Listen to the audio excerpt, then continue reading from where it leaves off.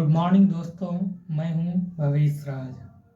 हम लोग आज क्लास 11th के chapter 1 some basic concepts of chemistry के बारे में स्टडी करेंगे, ठीक है ना।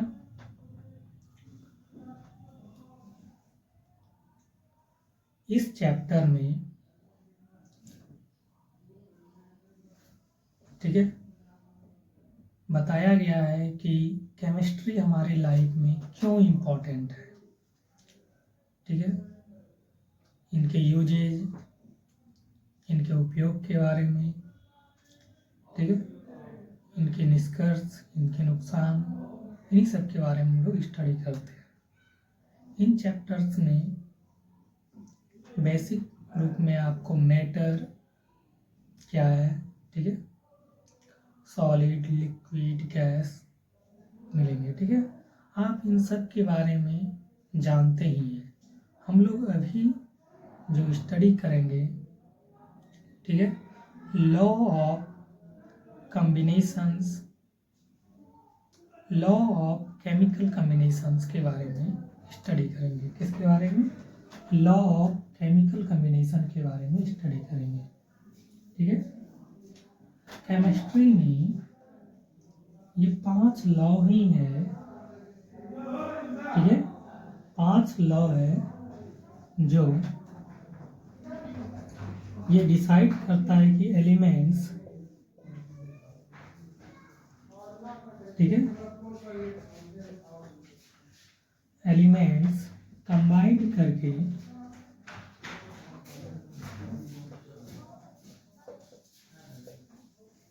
कंपाउंड बनाती है,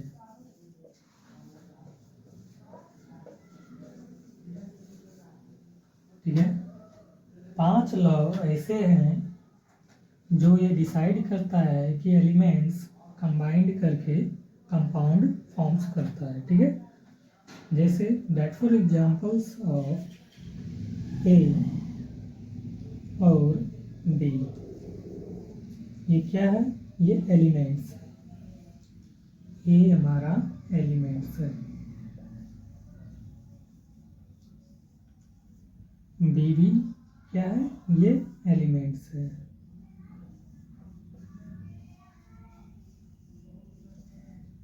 ये कंबाइंड करके कंपाउंड्स बनाता है, ए और बी, ये क्या है? Compounds,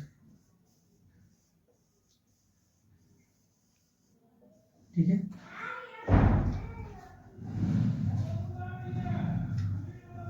law of chemical combination में ये शो करता है कि जब ये दो करता है कि कितना मास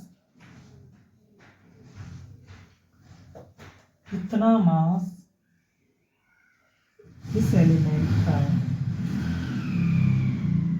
एक एलिमेंट का दूसरे एलिमेंट से, ठीक है, कंबाइंड करके कंपाउंड फॉर्म करता है, ठीक है।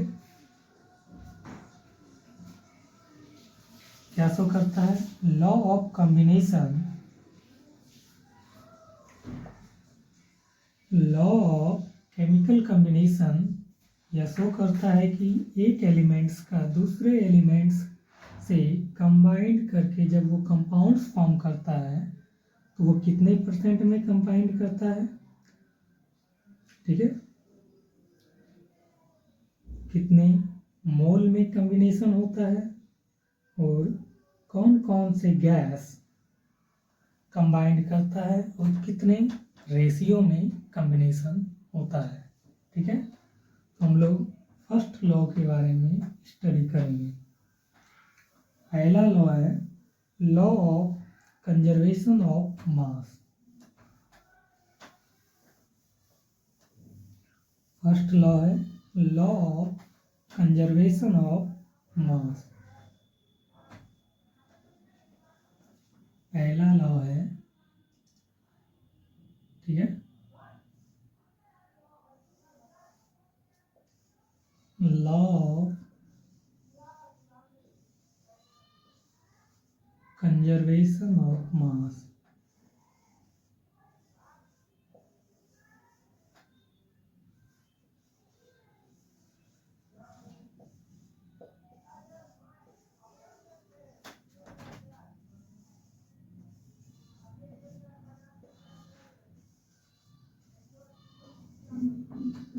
ठीक है। ये लॉ जो दिया गया है वो 1740 से 1760 ईस्वी के बीच का है। तो ये लॉ क्या है, ये ओल्ड लॉ है, तो इसमें कोई न्यू चीज ऐड नहीं होगा, ठीक है ना। ये लॉ किसने दिया है, लेवोसियर ने दिया है। किसने दिया है, लेवोसियर ने दिया है, ठीक है।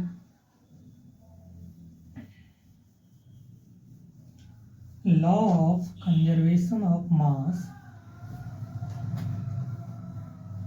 यह शो करता है कि इसमें कोई भी पदार्थ या मैटर्स, ठीक है, जो रिएक्टेंट का होगा वही प्रोडक्ट्स का होगा, ठीक है ना।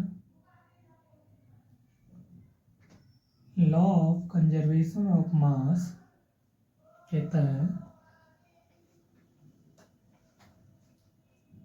कि इसमें जो रिएक्टेंट का मास है वो प्रोडक्ट के मास के बराबर होता है, ठीक है। According to this law,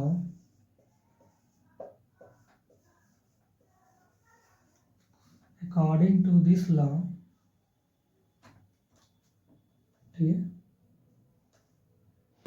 the matter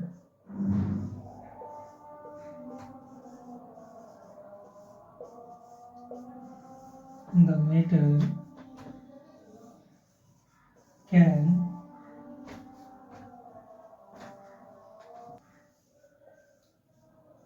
neither be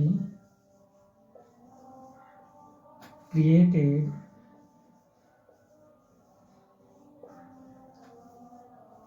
and nor destroyed.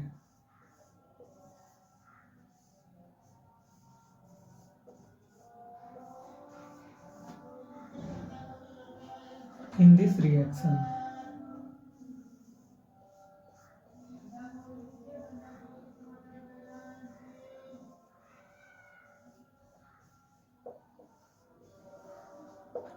इस रिएक्शंस में ना तो क्रिएटेड होगा और ना ही डेस्ट्रॉयड होगा। तो क्या होगा, ये रिएक्टेंट प्रोडक्ट के इक्वल होगा, ठीक है ना। Law of conservation of mass, according to this law the matter can be neither be created and nor destroyed in this reaction, ठीक है। जैसे A और B एलिमेंट्स हैं, ये कंबाइंड करके कंपाउंड AB बनाता है, ठीक है। तो इसमें जो होगा mass of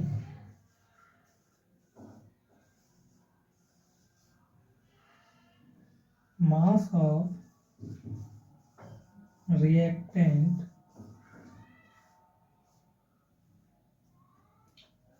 some mass of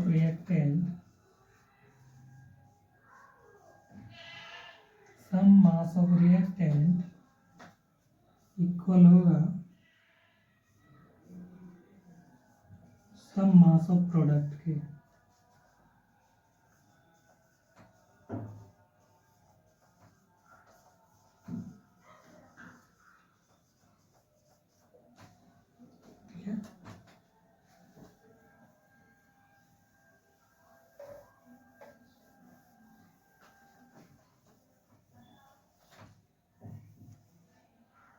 ठीक,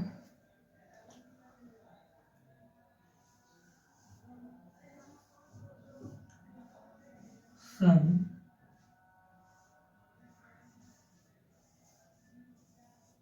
mass of reactant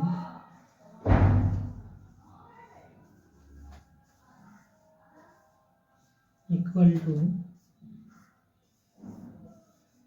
some mass of product.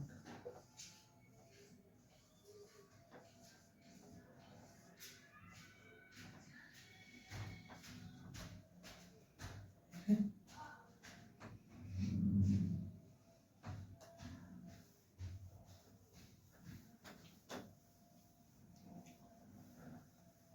Law of conservation of मास, इस लॉ में क्या होगा, जो रिएक्टेंट का मास होगा वो प्रोडक्ट के मास के इक्वल होगा। ठीक है, जैसे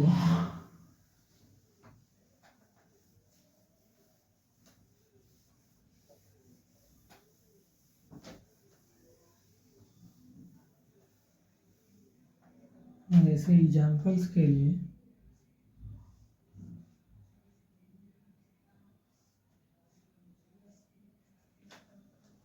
कार्बन और ऑक्सीजन कंबाइंड करके कार्बन डाइऑक्साइड बनाती है। ठीक है,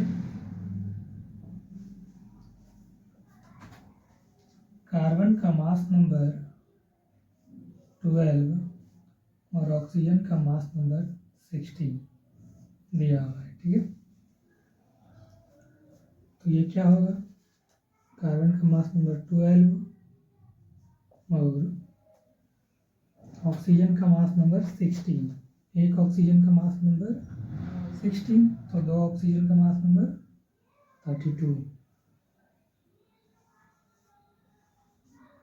ठीक है, और एक कार्बन का मास नंबर 12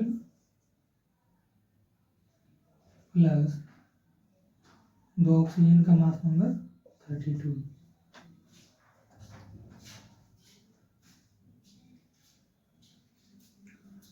तो 12 और 32 मिलके कितना बनेगा, 44, और ये 12 और 32 मिलके क्या बनेगा, 44।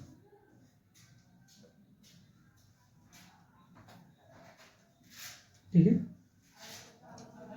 इनका सम जो होना चाहिए, रिएक्टेंट का सम प्रोडक्ट के सम के इक्वल होना चाहिए। ठीक है, रिएक्टेंट का सम प्रोडक्ट्स के इक्वल जब हो जाता है तब ये लॉ क्या प्रूव करता है, लॉ ऑफ कंजर्वेशन ऑफ मास को। ठीक है,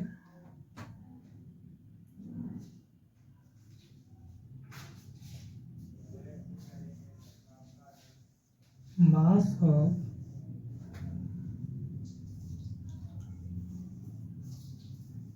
reactant, some mass of reactant is equal to some mass of product।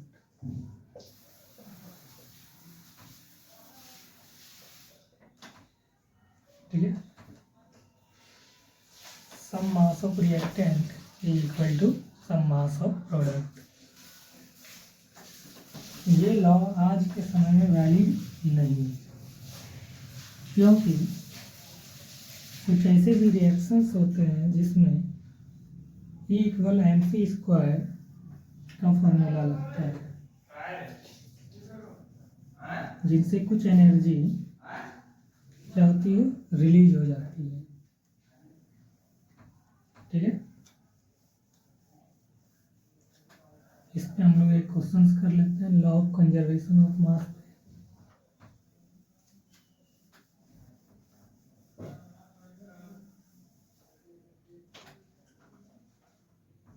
Question है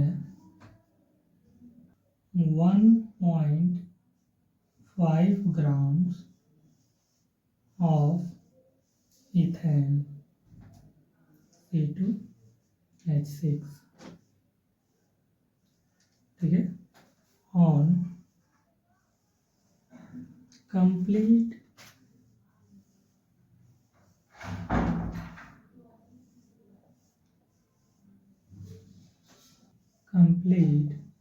combustion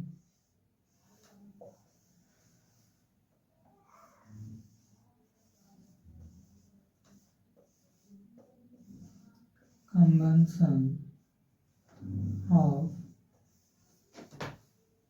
4.4 gram of carbon dioxide and 2.7 grams of oxygen, ठीक है। So the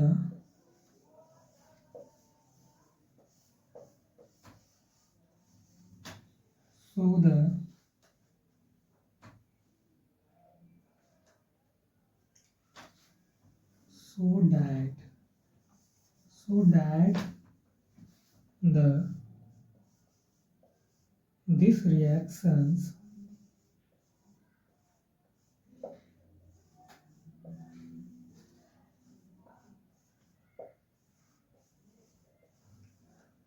reactions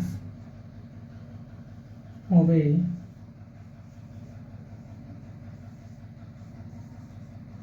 law of conservation of mass,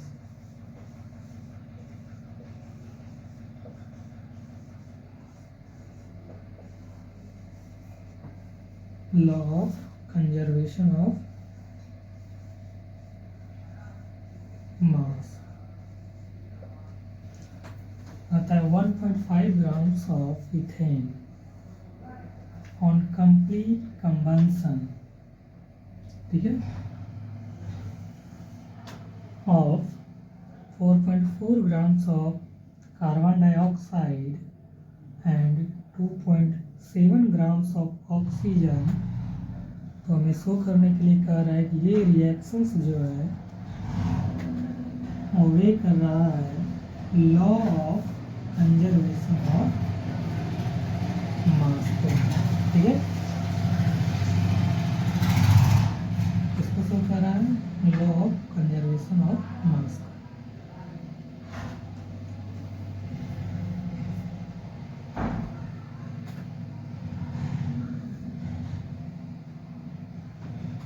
ठीक है, ethane जो है C2H6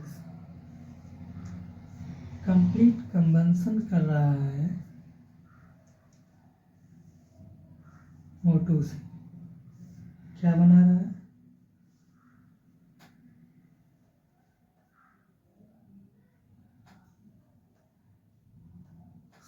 4.4 grams of CO2 and 2.7 grams ये water होगा, 2.7 grams of water, साथ में 8।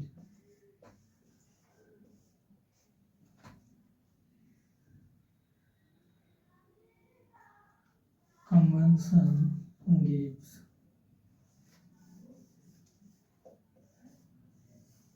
दे रहा है, ठीक है। तो इसको बैलेंस कर लेते हैं। इसको बैलेंस करने के लिए 2 कोफिशिएंट ले लेते हैं, ठीक है। ऑक्सीजन्स को करने के लिए 7 कोफिशिएंट ले लेते हैं, ठीक है। कार्बन्स के लिए कितना आ जाएगा? 4 कोफिशिएंट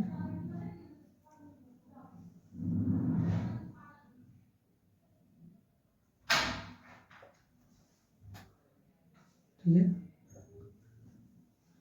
और 6H2O के लिए क्या आ जाएगा 6, साथ में 8, ठीक है। तो हम लोग इथेन जो दिया हुआ है 1.5 ग्राम्स ऑफ इथेन, इथेन मास कितना दिया हुआ है 1.5 ग्राम, ठीक है। कंप्लीट कंबंसन होने के बाद 4.4 ग्राम्स ऑफ कार्बन डाइऑक्साइड, इसका मास जो दिया हुआ है 4.4 ग्राम्स कार्बन डाइऑक्साइड का,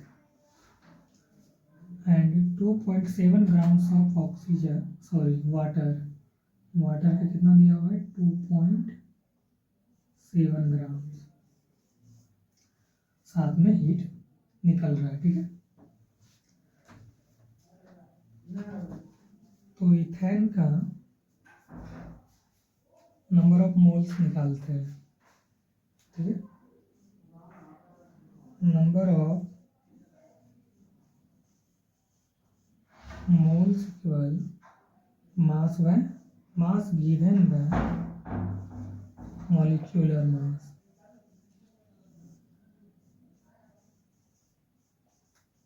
molecular mass of ethane C2H6, ठीक है। मॉलिक्यूलर मास निकालने के लिए हम बताए थे C2H6 is equal 2 carbon 2C plus 6 hydrogen 6 into H, ठीक है। 2 इंटू कार्बन का एटॉमिक मास 12, 6 इंटू हाइड्रोजन का एटॉमिक मास 1, क्या हो जाएगा 24 प्लस 6 इज इक्वल 30, ठीक। ये 30 किसका आएगा मॉलिक्यूलर मास ऑफ इथेन का 30, मास गिवन दिया हुआ है हमको 1.5 ग्राम, किसका निकाल रहे हैं तो इथेन का निकाल रहे हैं 1.5 ग्राम, ठीक है। पॉइंट्स हटा दोगे, यहाँ 0 आएगा, इज इक्वल, ये कट भी सकता है,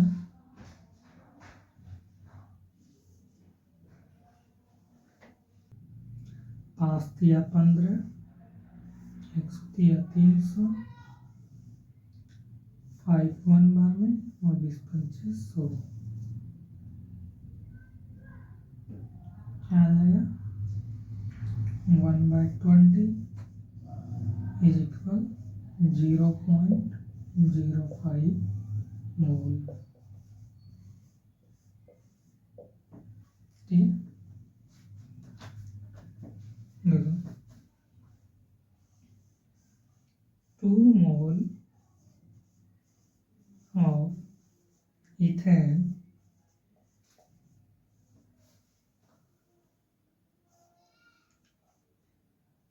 कंप्लीट कंबंसन के लिए रिक्वायर्ड होता है 7 मोल ऑफ ऑक्सीजन,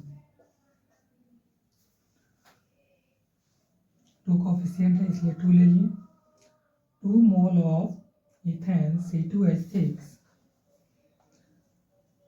को कंप्लीट कंबंसन के लिए 7 मोल ऑफ ऑक्सीजन रिक्वायर्ड है, ठीक है। तो इथेन के 0.05 मोल्स 0.05 मोल ऑफ इथेन,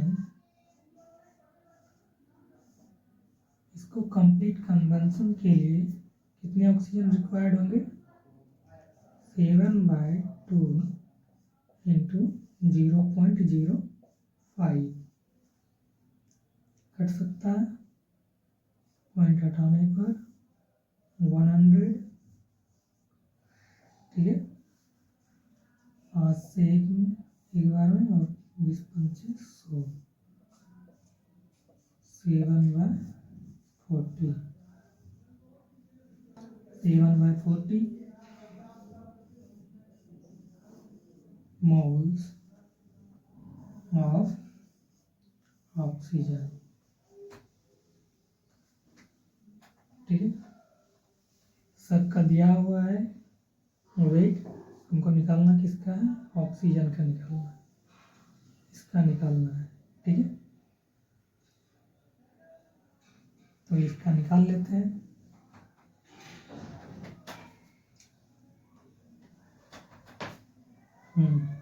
यहाँ मेरा कितना है? 740 मोल्स ऑफ ऑक्सीजन, यहाँ निकाल।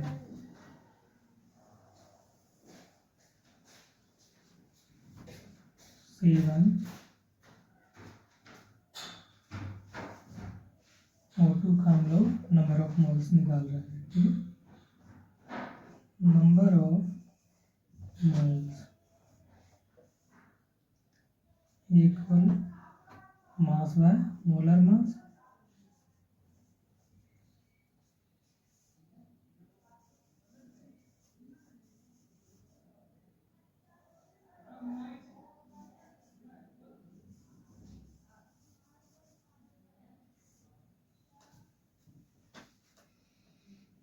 मोलर मास मतलब मॉलिक्यूलर मास है।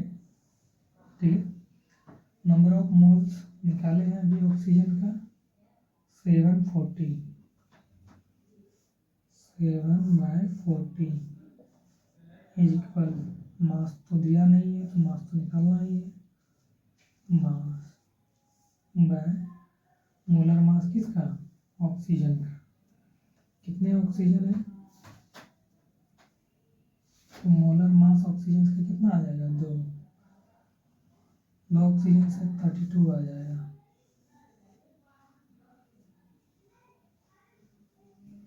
O2 का मोलर मास कितना आएगा? 32। ठीक है,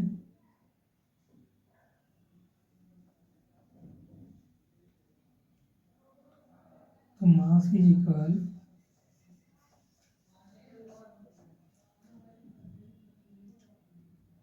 32 इंटू 7/40, 5 40 और 10 चौके 40, कितना हो जाएगा? 7 8 56/10 इक्वल 5.6 ग्राम। ऑक्सीजन का वेट कितना आया? 5.6 ग्राम। ठीक है, हम देखते हैं।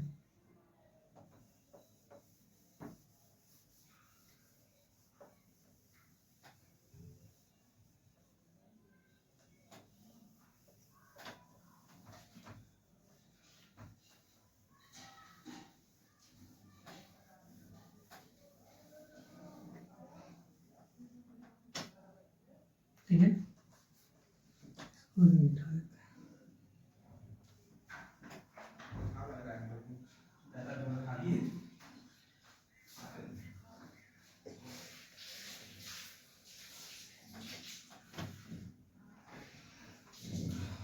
1.5 ग्राम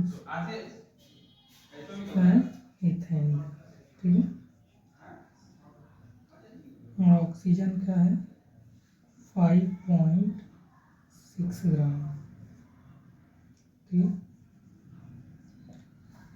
और प्रोडक्ट्स में जो CO2 है उसका है 4.4 ग्राम,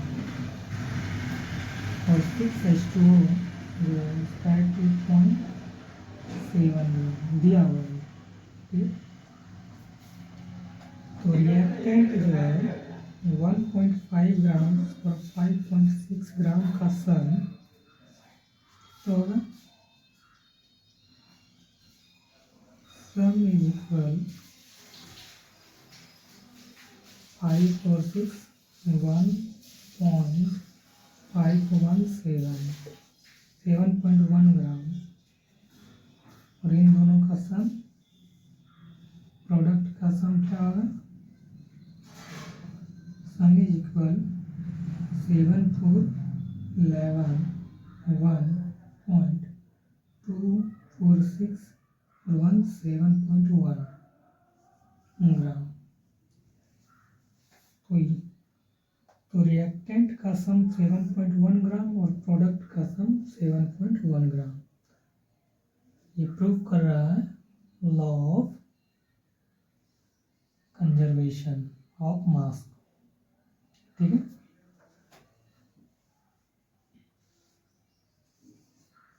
ये क्या कर रहा है, सम ऑफ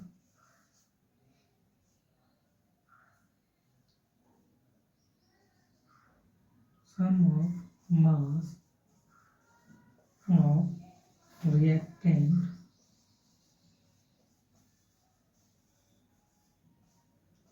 इक्वल है sum of products of mass, या ये भी लिख सकते हो sum of mass of products.